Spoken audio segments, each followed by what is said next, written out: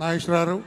ఇప్పుడు స్వర్గీయ నందమూరి తారక రామారావు గారి కుమారుడు నందమూరి మోహన్ కృష్ణ మేకా అనురాధాదేవి గారు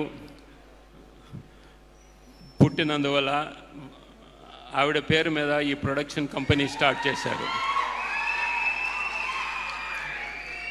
సో అక్కడి నుంచి ఆయన అంచెలంచెలుగా పెరుగుతూ ఎన్నో వైవిధ్యమైన పాత్రలు వేస్తూ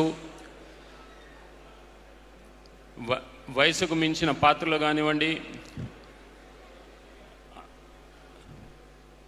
ఎన్నో పాత్రలు వేశారు ఆయన. ఒక భీష్ముడి క్యారెక్టరు, లేదంటే ఒక కుష్యవానిక రాజు పేదలో పాత్ర వేసి, ప్రతినాయకుడి పాత్ర కూడా వేసి ఆయన జనాన్ని మెప్పించారు.